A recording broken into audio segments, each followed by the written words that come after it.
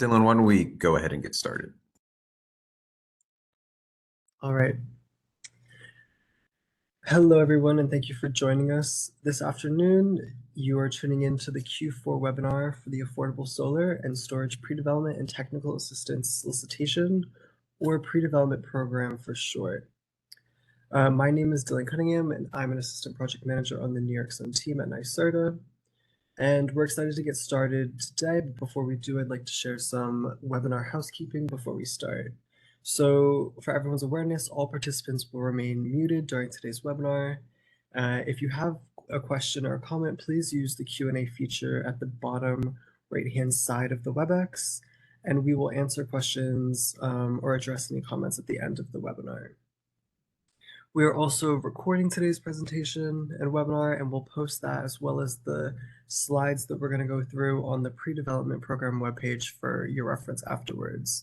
We will send out a follow-up email with that information in a couple of days, so be on the lookout for that. And I highly encourage everyone to take a look at the presentation slides after we get them posted, because the last 8 slides have information about other NY-SARTA programs and resources for multifamily buildings. So the last thing I'll mention is that, we started this quarterly webinar series with the goal of creating an open and ongoing platform to share information and answer questions about the pre-development program with interested stakeholders. So thank you for joining us today. Before I pass it over to Chris, I will just run us through the agenda. So we'll start with an overview of the program, followed by program updates, supported activities, and then go over how to apply. Then we'll end with time to address questions and answer questions at the end, and then touch on future webinars. So with all that, I'll hand it over to Chris Rogers, and thank you again for joining us today.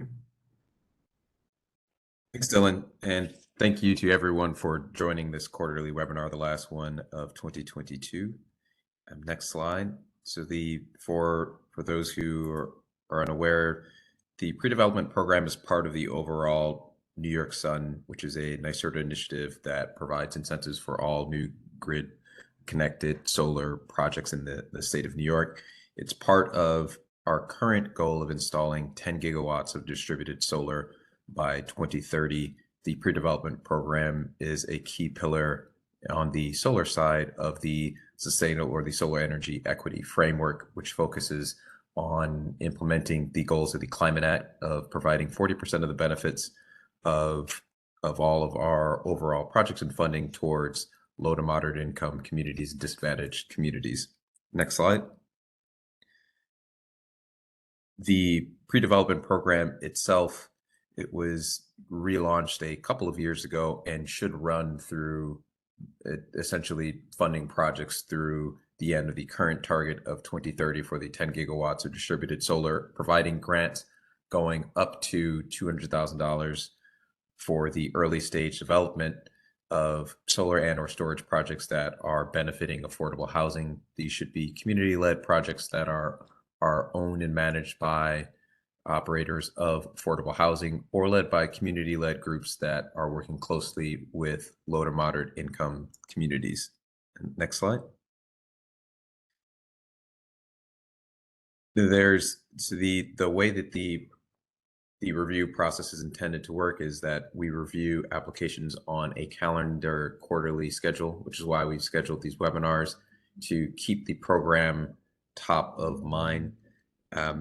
I would say as a small update on that, as part of overall transition of the structure that we have for our internal and externally based review committee process, we've experienced significant delays in reviewing applications. And so that means for folks who have submitted applications during the last 2 quarters, we have not been able to complete the full review of those applications yet.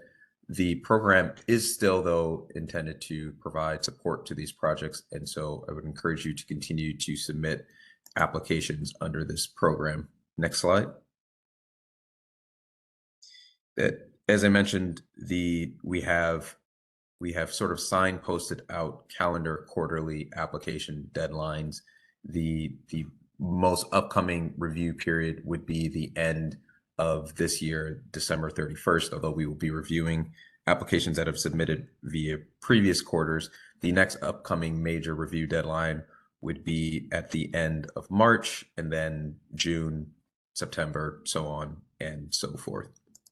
The next couple of slides are a key program terms that are really important for those who are unfamiliar with the program and are interested in developing solar and or storage projects.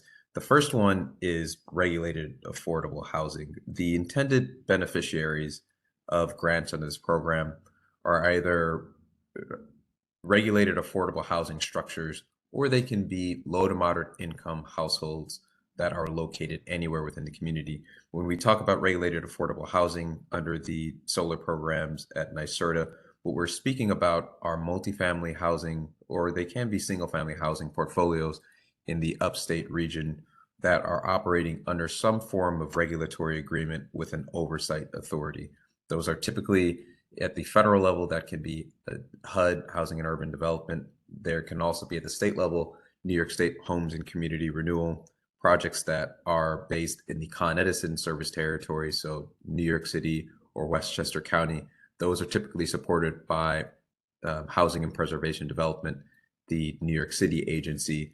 But there are a range of affordable housing programs. This is not the comprehensive list on this slide, although these are the most common ones that we see under the program.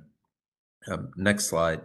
The other part is that the goal of the grant program, in addition to supporting the development of solar and storage projects that will benefit affordable housing, as well as low to moderate income households that are located across the state, including in the Long Island service territory, or anyone who's being serviced by a municipal electricity company.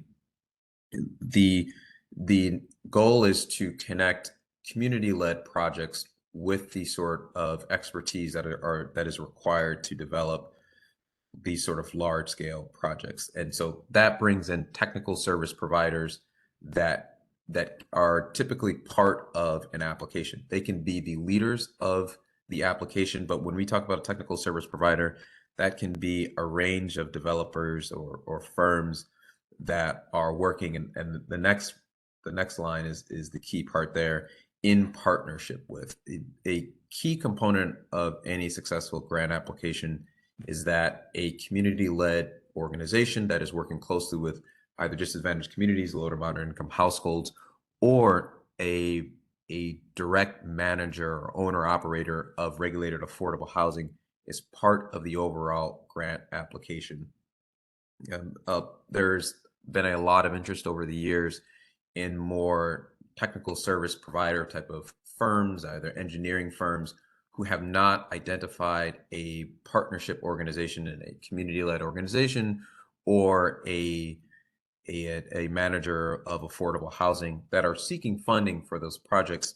And I guess what I would say is that the grant program is intended to sort of empower those community-led organizations to find the technical service providers, as opposed to subsidize the cost of technical service or engineering firms that are seeking to market their services to a range of organizations. So I guess it's the shortest way to say is that it's critical that an organization is able, or an application is able to show that a either community-led organization or an owner manager of affordable housing is a key team member in any grant application.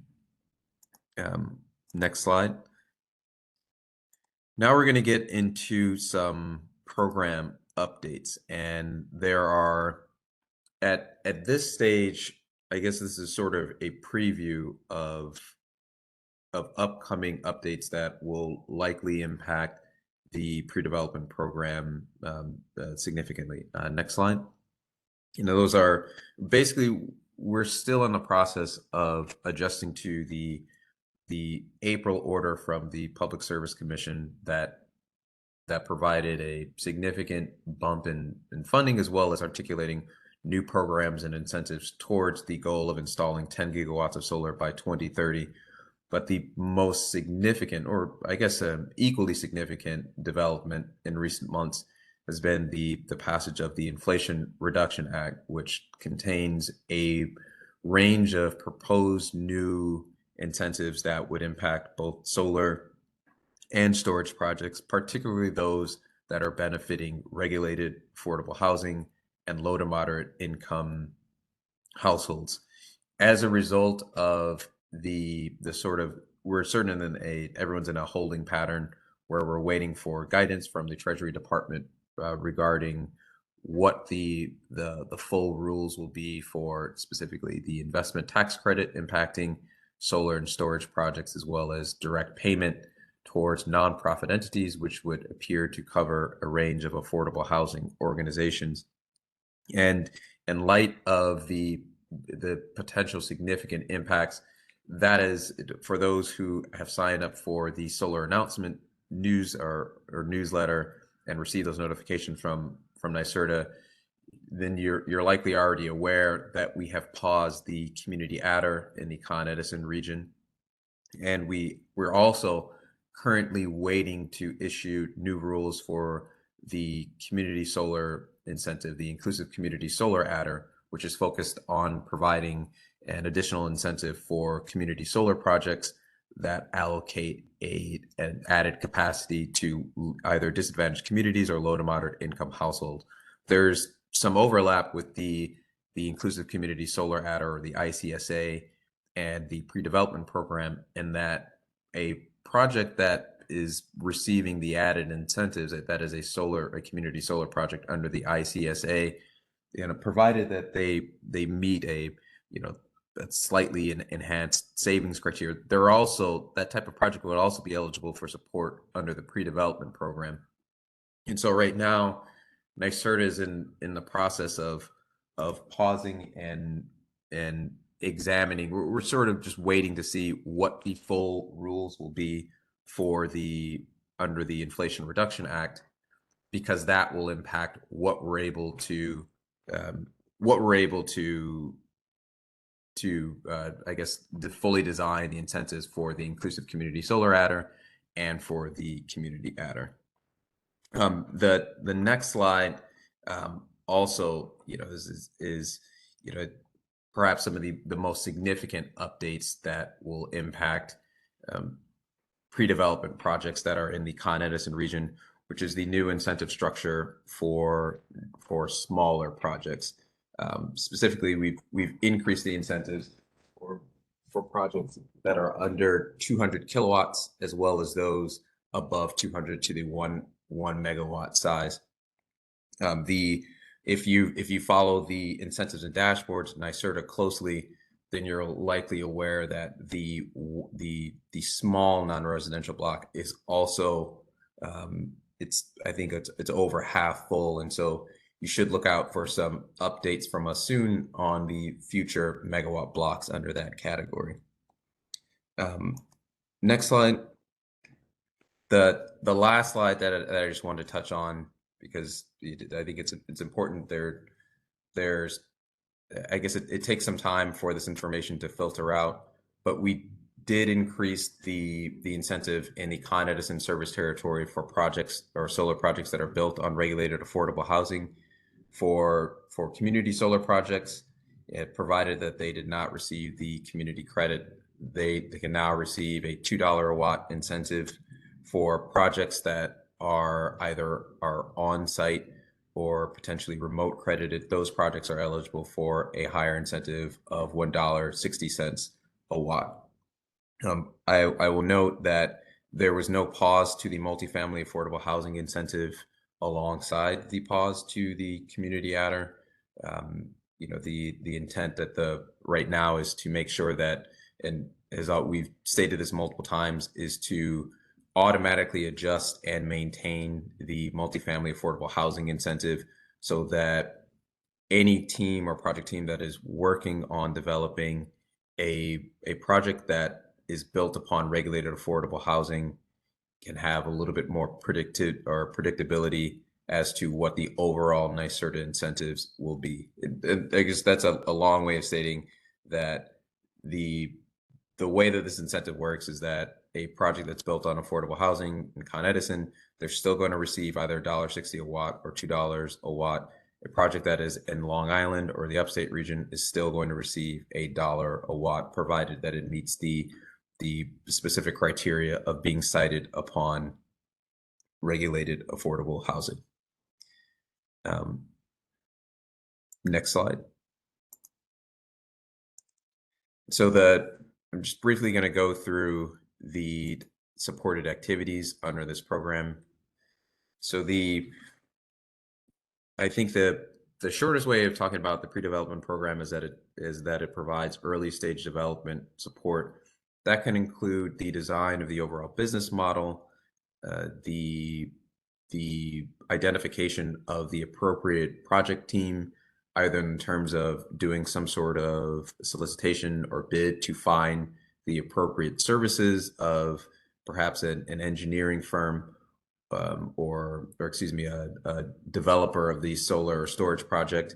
If there is a manager of affordable housing and they're looking to find what is the best solar or storage contractor to work with, a pre-development grant can help fund that solicitation to find the right team or teammate to work with, as well as services related to, I guess, identifying the best ownership model for an overall project.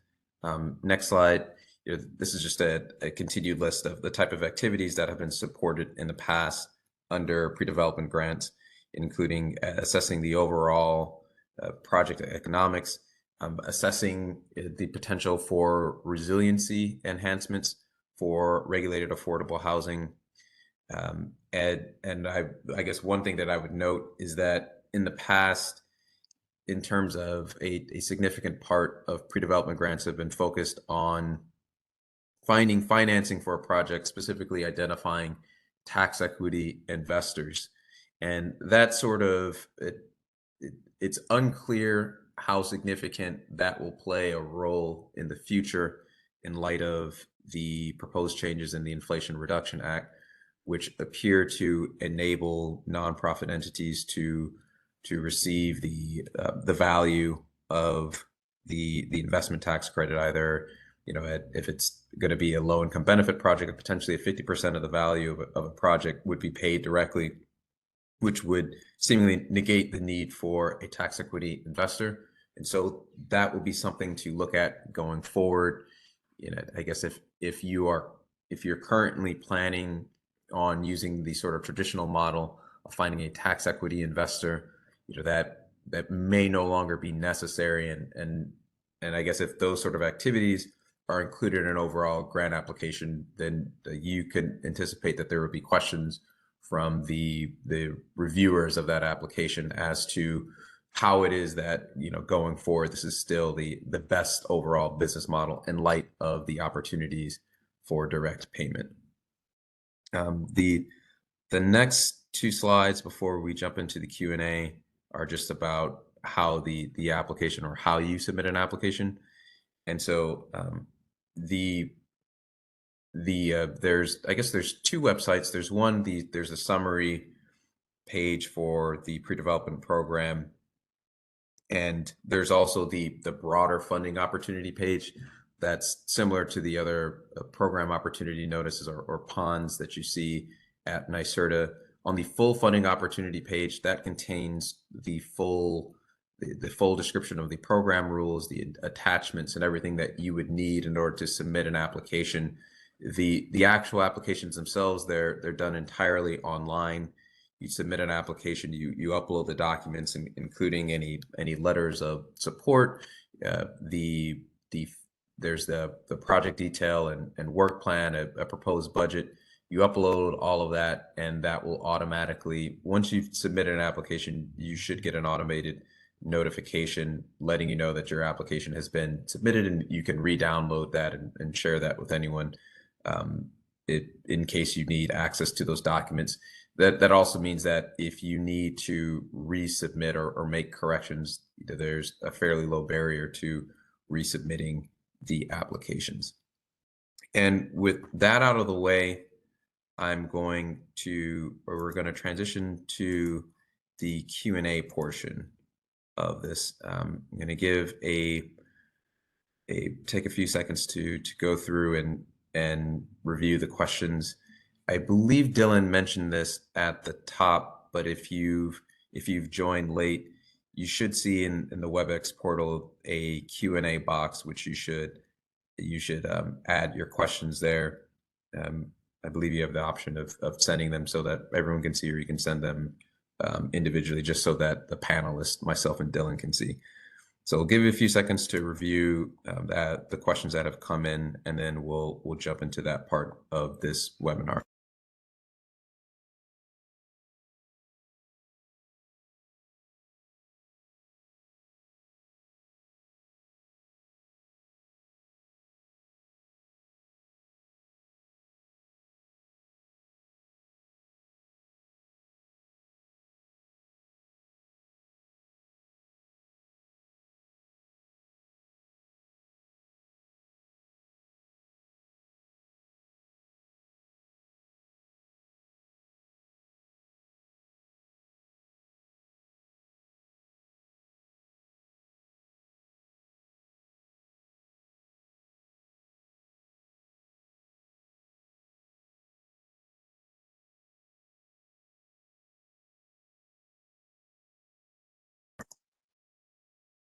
So we'll jump into the first question, which is, would HDFCs fall under that too?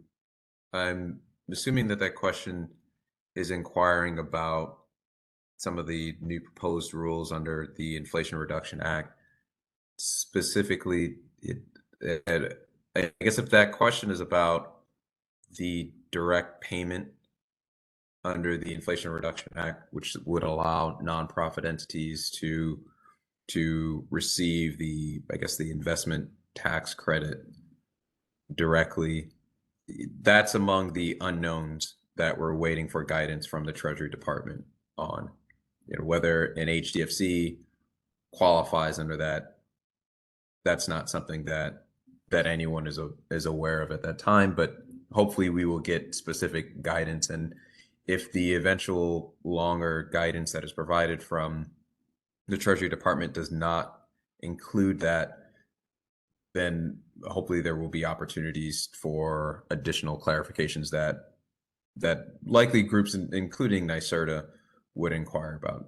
I guess especially within the Con Edison region, there's a significant number of HDFCs, and so that's an open question that I don't have an answer to.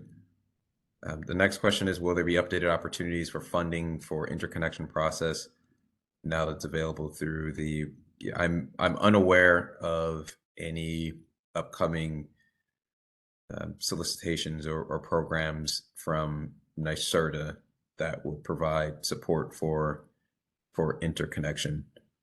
I believe I'm loosely aware of the ongoing progress on, I think it's called Interconnection 2.0, where there's work to allow developers to share interconnection costs.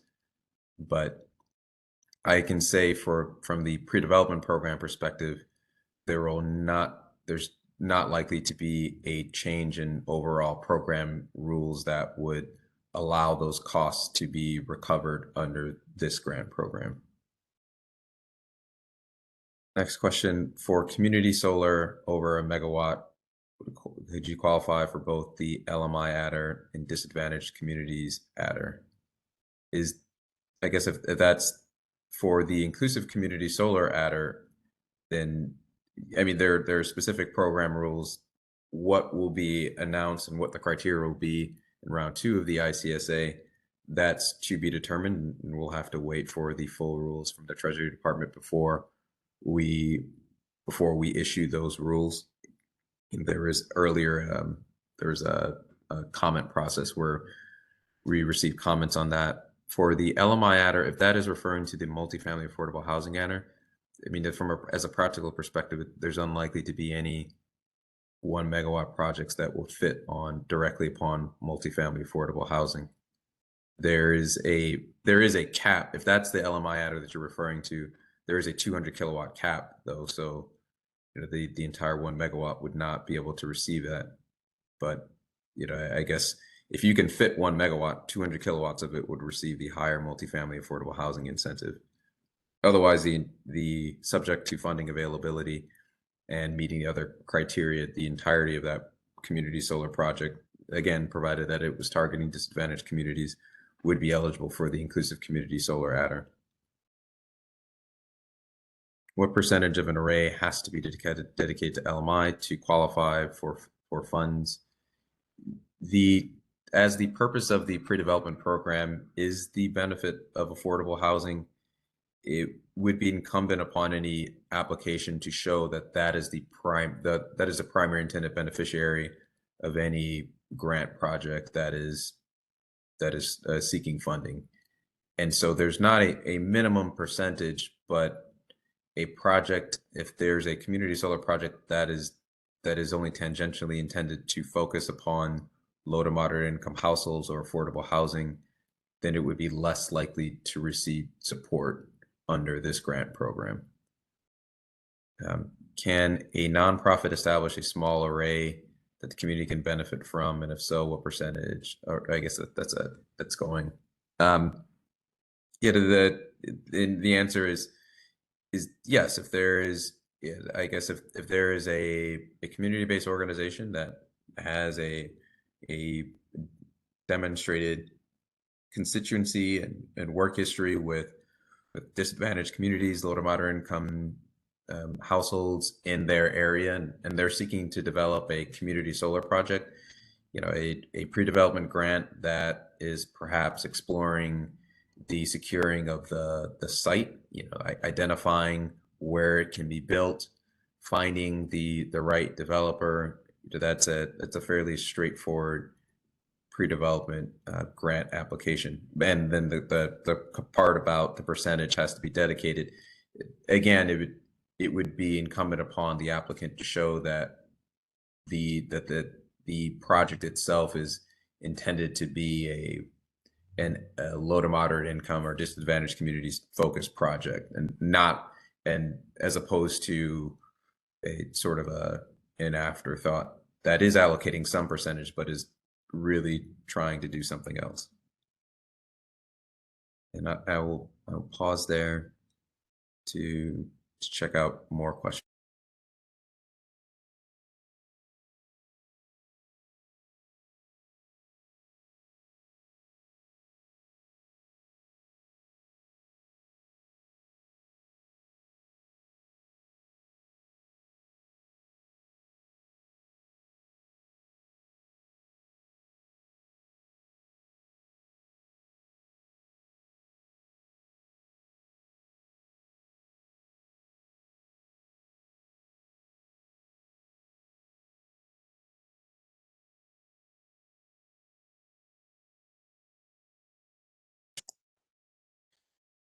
One other part that I just want to jump in and re-emphasize regarding the impact of the Inflation Reduction Act. I mentioned this, but I didn't explain this further. Similar to how the second round of the Inclusive Community Solar Adder and the Community Adder in Con Edison have been paused as we await further rules and to try to figure out the best way to align our program rules with the federal incentives. There will likely be some tweaks to the pre-development program that reflect the full rules from the Treasury Department. And I think one example of the sort of changes that you can expect, our goal, I would say, from a NY-SERDA perspective, is to align our incentives with the federally determined definitions and sort of plug in gaps where we can. And so if the new rules under the Inflation Reduction Act define affordable housing in such a way that is perhaps slightly different from the way that we've determined that affordable housing should be qualified, then that's something that we would look at, basically to see that there are projects that are still not going to be able to get the full investment tax credit, and so still require additional support. One of the other, I guess, areas that we would look at is how can we make it so that a project applicant that is applying for a grant under this program doesn't run the risk that we're forcing them to make changes or exclude themselves from receiving the investment tax credit. And so essentially there will likely be some wording changes so that it's clear that a project that is receiving the Inclusive Community Solar Adder and a pre-development grant also, by definition, knows that they will be able to receive the low-income benefit project incentives under the Inflation Reduction Act, or at least that will be the goal.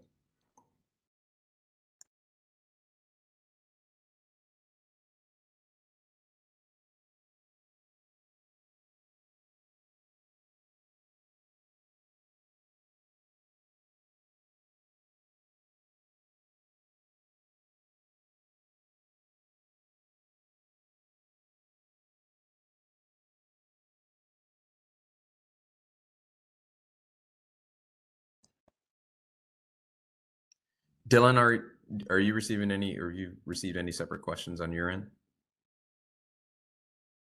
No, I have not.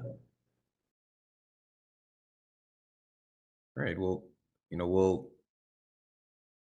I guess that we'll give it another 5 minutes or so, and again, please feel free to add your questions to the Q&A portion. While we wait for those questions, I guess we'll run through the last few slides in the webinar. As stated on the slide, we will continue to schedule these quarterly webinars in alignment with the signposted calendar quarterly submission schedules. Next slide. If you have not already done so, I would encourage you to sign up to receive emails from New York Sun. All the program announcements that we make regarding incentives, new megawatt block amounts for the different regions across the state, including special announcements such as the pause of the community adder. Those all go out to everyone who is signed up to receive emails on our website. Next slide. Just a minor housekeeping notes. Make sure that solar announcements at NYSERDA isn't flagged as spam.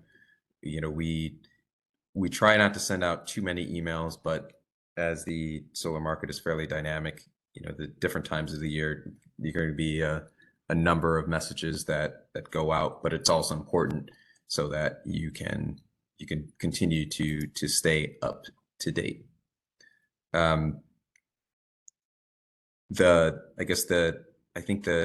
This was mentioned in the past, but the slides for this presentation as well as a recording will be put up on our website. And so if you don't have access to those links, you can go through them. There's also an area, the appendix section in here, that shows you what the standard attachments are for this particular grant program.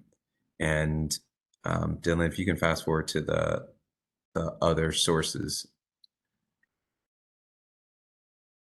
And Dylan mentioned this at the top. There's also a section here on other programs that might be relevant to those who are interested in the pre-development program. While the focus on here is on solar storage projects, multifamily, or I guess affordable housing, there's also FlexTech, which looks at different sorts of feasibility studies. There's the Multifamily Performance Program, which focuses on energy efficiency improvements. Retrofit NY also focuses on energy efficiency. as well as the RTEM, or Real-Time Energy Management Program, that focuses on providing additional support for building controls. And there's also significantly the Workforce Development Program, which folks who have applied for pre-development grants, may be interested in, and they may have provided or applied for support as well, which can provide some subsidies for some of your labor costs for projects that you may be working on. With that out of the way, Chris, there was one more question. I don't know if you saw it. oh yeah, I was going to jump to that right there. So one additional question. My question is information on how to apply, and how will the community data be replaced, and when should we expect it? So the last part, I guess that's the easiest part to explain. The community adder is not going away in that it needs to be replaced. It's just been paused while we await further guidance from the Treasury Department on how the rules under the Inflation Reduction Act will work. And so as soon as I believe the initial statement said, I think it was 180 days. I guess we're expecting it, I think around January or February is when the full rules from the Treasury Department will come out. That will allow NYSERDA then to reopen the community adder in the Condon Edison region, as well as to implement any other potential program changes. So it's not, the community adder is not gone, it's been paused for now. And as far as how to apply to the program, so we will share the slides for this after the presentation, but if you visit the program webpage, which is nyserda.ny.gov/ASPTA for Affordable Solar Pre-Development Technical Assistance. If you go to that website, that's the summary program page, which has all of the links to the funding opportunity page.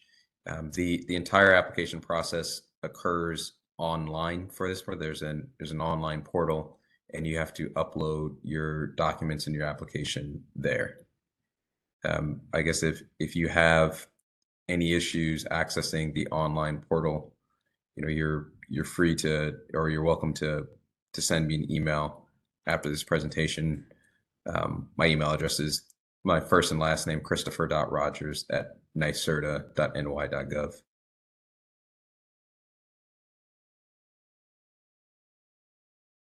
So we'll pause there for additional questions and give it a few minutes.